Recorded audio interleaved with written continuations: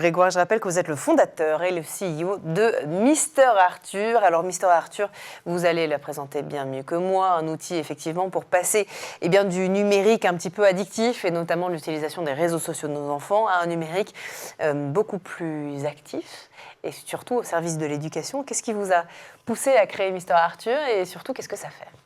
Alors j'ai eu des enfants il y a quelques années et j'ai passé beaucoup de temps dans les salles d'attente chez le pédiatre, comme beaucoup de parents.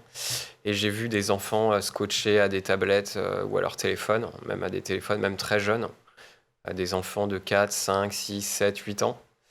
Et essentiellement, ils passaient du temps sur des contenus type des shorts, des jeux vidéo addictifs. Et donc j'ai commencé à creuser le sujet.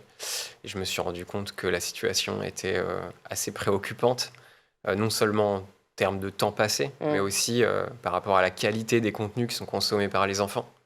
Donc j'ai interrogé 350 familles et c'est comme ça que j'ai eu l'idée de Mister Arthur, donc une application qui est positive et éducative. Concrètement, qu'est-ce que ça fait ? Alors concrètement, le principe c'est que ça reste quand même une application de contrôle parental.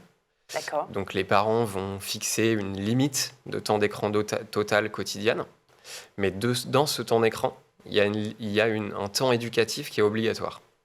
Donc par exemple, ils vont fixer une limite de 2 heures de temps d'écran, dont 1 heure de temps éducatif que l'enfant va devoir réaliser, soit sur des applications éducatives comme Duolingo, soit avec notre prof virtuel qui s'appelle Arthur et qui les aide à réviser, à apprendre des choses. Voilà.